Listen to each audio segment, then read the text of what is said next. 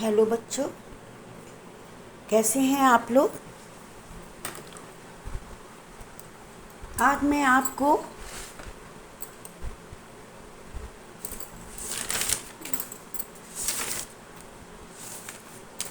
Circle यानी वृत्त और उसके भाग के बारे में बताना चाहूँगी। आपने बचपन से ही सर्किल यानी वृत्त को पढ़ा है।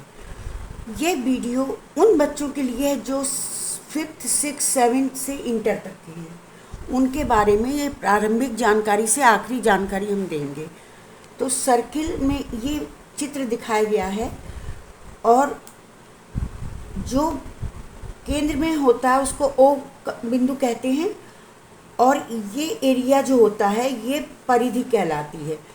तो ओ बिंदु से यानी केंद्र से लेके परिधि के बीच में जो भी रेखा होती है, यहाँ ओसी से दर्शाई गई है, उसको हम त्रिज्या कहते हैं, रेडियस कहते हैं। इसी प्रकार त्रिज्या यहाँ से भी खींची जा सकती है, कहीं से भी, है ना। तो कोई भी त्रिज्या हो सकती है। इसी प्रकार इससे परिभाषा भी बनती है, वृत्त की परिभाषा। किसी एक विशेष बिंदु से एक समान दूरी पर स्थित गोलाकार बिंदुओं का पथ वृत्त कहलाता है। अर्थात एक बिंदु ये आपका हो गया ओ,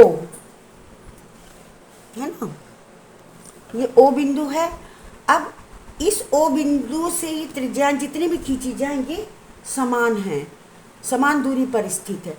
अब जब ये बिंदु इस तरह से पूरे उसमें, जैसे साइकिल के पहिए में जो पहिए से जो तीली होती है जो गोले तक साइकिल के परिधि तक जाती है, उससे जो बिंदु से बनता है वो पथ यानी रास्ता, उसे वृत्ताकार बनेगा, उसे वृत्त कहते हैं ना। तो हम त्रिज्या के बाद व्यास पर आते हैं। व्यास किसे कहते? केंद्र से एक रेखा OA, फिर O से दूसरी रेखा OB अगर मिला दी जाए, केंद्र से गुजरे। ऐसे तो बहुत सी रेखाएं हम खींच सकते, यहाँ से भी खींच सकते, यहाँ से भी, लेकिन जो केंद्र से गुजरे वो क्या कहलाएगी? व्यास, है ना। अब अन्य रेखाएं हमारी केंद्र के ऊपर भी हो सकती, नीचे भी हो सकती, वो सारी जीवाएं कहलाती हैं, कॉर्ड कहते हैं। व्यास को डायमीटर कहते हैं। बच्चों समझ में आ रहा है? डायमीटर, है ना। फोटो स्पष्ट दिख रही होगी। इसके बाद वृत्त में एक बहुत इम्पॉर्टेंट भाग भी होता है। केंद्र है और उससे कोई भी दो त्रिज्याएं हो गई, उन त्रिज्याओं से मिला हुआ ये चाप कहलाता है। और इसको पूरे, अगर इसको हम रंग दें, इतना भाग ये त्रिज्य खंड कहलाएगा। क्या कहलाएगा? त्रिज्य खंड यानी OAB। इसको सेक्टर अंग्रेजी में कहते हैं, सेक्टर, ठीक है। अब वृत्त के अन्य भाग भी देखिए, ये ऊपर वाला हमने अलग अलग दिखाया था, ये बड़ा वृत्त है और ये यहाँ से जो रेखा जा रही है वो त्रिज्या और क्या हो जाएगी? व्यास कहलाएगी, है ना। और इसके बाद एक देखिए, वृत्त में एक चीज़ हम आपको बता दें, ये चूँकि नया हम वृत्त खींच के बता रहे हैं, ये केंद्र है। अब इस केंद्र से यहाँ पर बहुत सी रेखाएं जाएंगी, कितने भी खींची जा सकती हैं, पर दूरी केंद्र से अलग अलग होती है। मतलब इसकी सबसे ज़्यादा हुई, फिर यहाँ तक की कम हुई, यहाँ तक की, और जो केंद्र से जाएगी उसकी दूरी जो होगी 0 हो जाएगी, है ना। वही क्या कहलाती है? वो कहलाती व्यास। और बाकी सारी रेखाएं यहाँ से भी खींची जा सकती हैं। ये सारी जीवाएं हैं। जो केंद्र से ना गुजरे वो सारी रेखाएं जीवा कहलाती हैं। क्या कहलाती? जीवा। वही है दिखाई। जीवा सबसे छोटी, केंद्र की जीव, इसको भी जीवा कहेंगे मान लो, तो ये जीवा सबसे बड़ी होती है, ठीक है। इसके बाद वृत्त के एक और अन्य भाग हैं। ये हमारा वृत्त है, ये हमारी क्या हो गई? व्यास हो गया।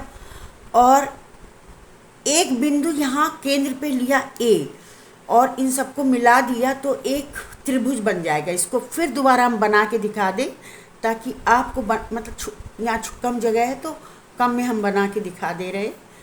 ये एक हमने वृत्त ले लिया, ठीक है बच्चों, इसके केंद्र हो गया है ना, और ये इसका व्यास हो गया। बहुत अच्छा लगेगा ये टॉपिक आपको जब आप सीख जाओगे। और पर यहाँ पर एक हमने ए बिंदु ले लिया, ये आधा वृत्त होगा जब के एक और विशेषता है कि व्यास वृत्त को आधा दो भागों में बराबर बांटती है, अर्धवृत्त। इतना भाग जो है अर्धवृत्त कहलाएगा, अर्धवृत्त, हाफ सर्किल। तो ये ओ है, ये ए और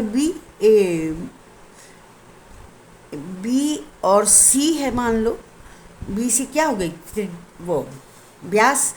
अब हम ए से बी को मिलाएंगे और ए से सी को मिलाएंगे तो ये ए बी सी हमें एक त्रिभुज दिख रहा है ना। तो इसकी क्या विशेषता हुई, इसकी ये विशेषता हुई कि ये जो कोण बनेगा सामने जो टच करता है परिधि पर, वो हमेशा 90 अंश का होगा, समकोण, जिसको हम समकोण, ये एक विशेषता होती है। अर्धवृत्त में स्थित कोण समकोण होता है ना। इसको कहेंगे अर्धवृत्त में, यहाँ लिख लें।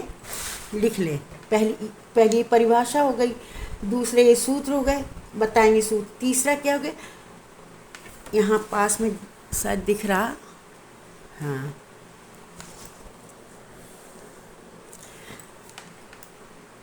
अर्धवृत्त, वृत्त, half circle, HALF, half circle, half circle में बना हुआ त्रिभुज समकोण त्रिभुज होता है। त्रिभुज होता है, राइट एंगल होता है, और इसको राइट एंगल भी कहेंगे, राइट ट्रायंगल। राइट ट्रायंगल 90 अंश का होगा। तो ये एक और विशेषता है, एक सर्किल है और उसमें 4 बिंदु ले लिए हमने उसके परिधि पर। यहाँ फिर हम बना दें, मतलब ये बने बनाए हैं, लेकिन मैं आपको बना के यहाँ पे फिर दिखा रही हूँ। ये तो परिभाषाएं हो गई।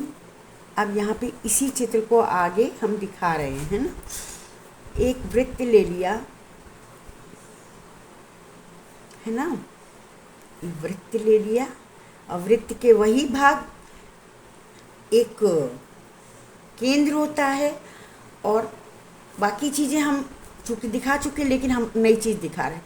इसमें कोई 4 बिंदु ले लीजिए आप, 4 बिंदु, A B C और D, है ना।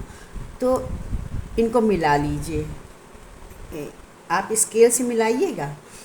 ये बिंदु हमने चारों मिला लिए तो हमें अंदर क्या प्राप्त हो गया, एक चतुर्भुज, है ना।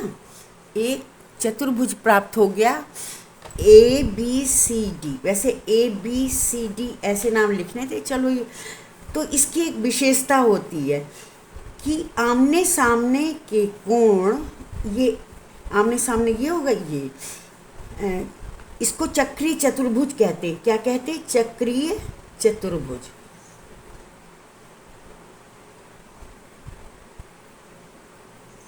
चतुर्भुज, है ना, चक्रीय चतुर्भुज कहते हैं। तो इसके आमने सामने कोणों का आमने, चक्रीय चतुर्भुज के आमने सामने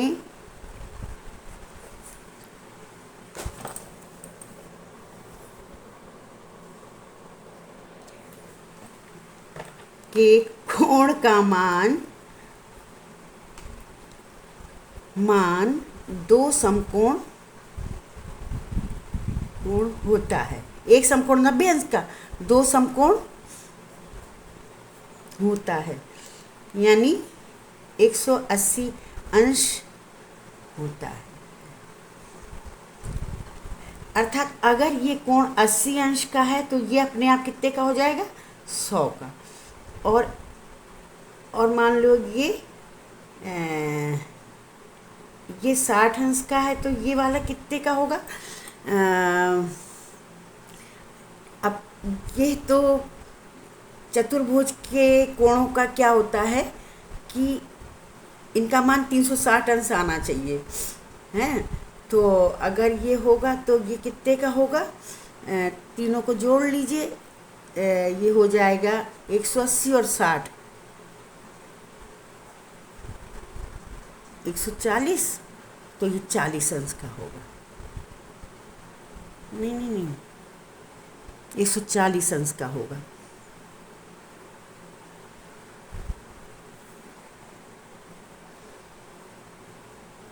एक 120 अंश, सॉरी 120 अंश का होगा ये, है ना, क्योंकि इनका योग 180 अंश होता है। तो ये एक गुण होता है। कोई भी सवाल आ सकता है, अब कुछ सवाल भी आ सकते हैं इस पर आधारित सवाल या प्रश्न वृत्त पर आधारित। पहला प्रश्न है, अगर किसी वृत्त की त्रिज्या 5 मीटर 5 सेंटीमीटर ही कर लो, पेपर में बनाएं तो सेंटीमीटर नहीं हो, तो क्या बताया, त्रिज्या, व्यास कितना होगा बताओ। तो हमेशा क्या होता है, त्रिज्या दुगना, त्रिज्या बराबर व्यास बटे 2, है ना। अब यहाँ पे व्यास निकालना है तो ये हो जाएगा व्यास बराबर 2 इंटू त्रिज्या। इसको इस तरह भी लिख सकते 2 इंटू आर, 2r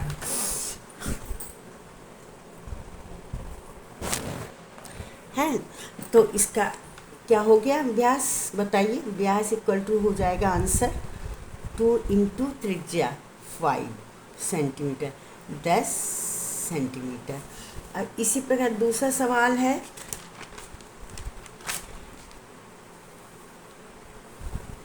जल्दी जल्दी कर रहे हैं ना।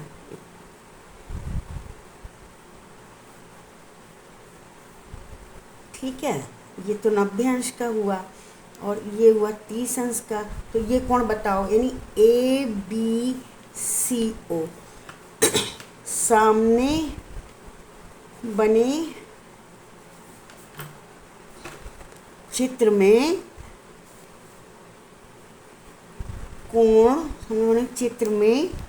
कोण, देखो हम बताए कौन सा होगा।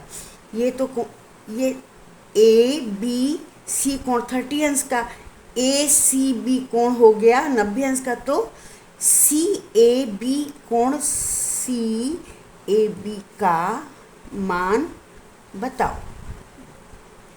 तो बताओ बच्चों कैसे आएगा, इन दोनों को जोड़ दो तो कोण CAB का मान बराबर होगा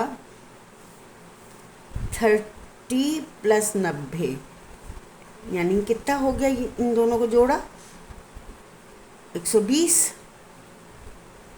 ठीक है, और फिर इसको क्या करेंगे, एक कोण CAB बराबर होगा 180 - 120, है ना। तो कितना आ गया, 60 अंश। तो ये वाला कोण 60 अंश का होगा।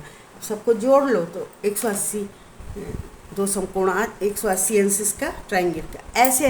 ऐसे सवाल लगाएंगे। तो कुछ सवाल ये होते हैं, चूँकि वीडियो बड़ा होने जा रहा है इसलिए अब इसको हम समाप्त करते हैं। तो समाप्त। तो इसी तरह के और वीडियो देखने के लिए आप जुड़े रहें, और नेक्स्ट टाइम इसी व्रत को लेकर और भी हम समझाएंगे। धन्यवाद।